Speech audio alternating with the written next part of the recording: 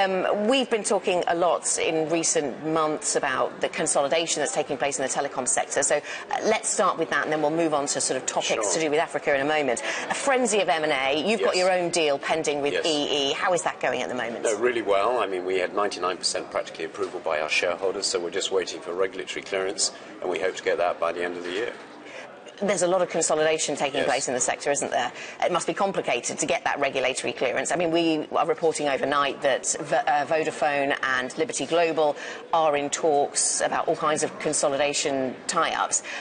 What would BT's response be to that? Well, no, we're very happy with what we've done. It's been quite obvious for the last couple of years that fixed mobile convergence is happening. Huge demands on data, video, the use of technology, broadband, all of these things have been quite obvious for the last 2 years, and it was quite obvious that the tectonic plates were going to move to create scale, to make the investments you need to provide what the public are demanding in terms of broadband, video access, data access. That's why we engaged with EE, that's why we did the EE deal, and we think that'll put us in a very strong position to invest to give the public what they need. And if we saw Vodafone and Virgin tie up, would that give you any reason to object, anything to object to? No, I mean, we'd obviously, the lawyers look at that, but I think competition is a good thing, and we're very happy to compete with anyone.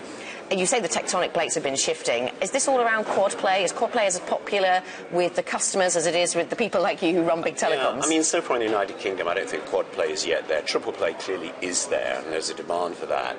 And there is an expectation that people might well move to quad play, and we're seeing that in other parts of the world. So, for example, in Spain, quad play is beginning to take off. But our basic philosophy is based on the triple play, fixed mobile convergence, giving the customers what they need, when they need it, whatever they want. And we'll be in a position to deal with quad play as that moves forward. There seems to be a number of areas where BT is up against possible regulatory challenge. I mean, one of them is around Openreach. Do you foresee a situation where you're going to have to spin off Openreach? No, I mean, I think UK PLC, if it hadn't been for the Openreach and BT investments in fibre that we started in 2008, in the depths of the recession, we would not have the superfast broadband we have to 20 million homes today. So it would have been completely counter to the interests of the UK and its consumers for Openreach not to be part of BT. So BT will hang on to it? Oh, yes. Yeah. Do you think if you'd had different types of relationships with your competitors over recent years, that they wouldn't be calling for it to be sold off? No, well, I don't really understand that positioning. I mean, we just want to get on and provide a great service to our customers. We don't think it's an issue at all. We have good relationships with the people we work with, we supply to as well, and we'll continue to do that. We are here in Capetown, of course, talking about Africa in many ways.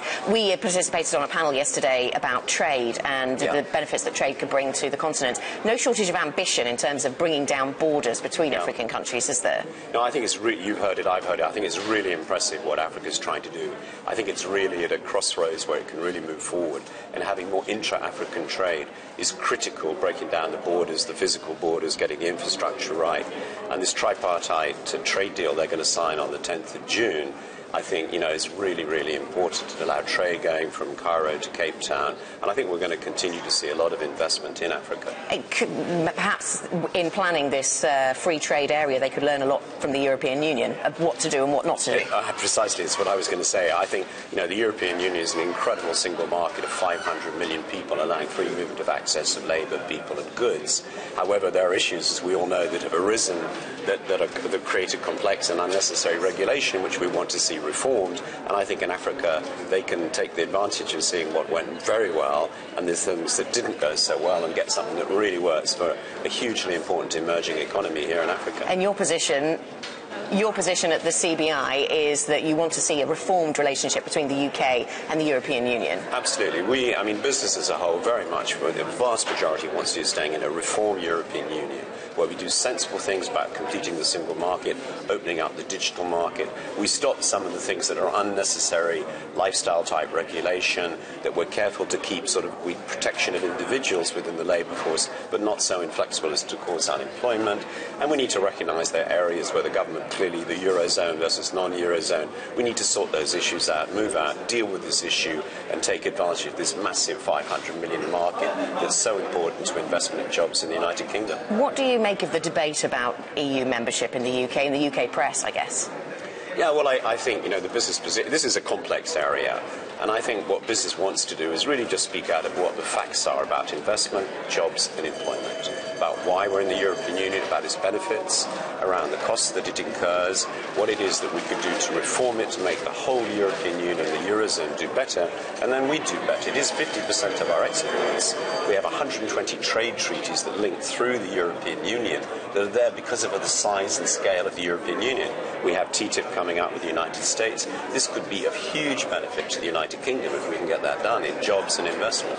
Do you think we obviously need more clarity on what this renegotiation would look like, but how high expectations should we have for what the UK can renegotiate? I think we need to leave that to the Prime Minister. There are some issues here that the business right across Europe wants to see reform, by the way, not just the United Kingdom. Those are things that we're lobbying for, and the Prime Minister knows that. There are other things that are more political that I think for the Prime Minister deal in a way that deals with the political issues that are clearly there, and that's not where business can really have a view.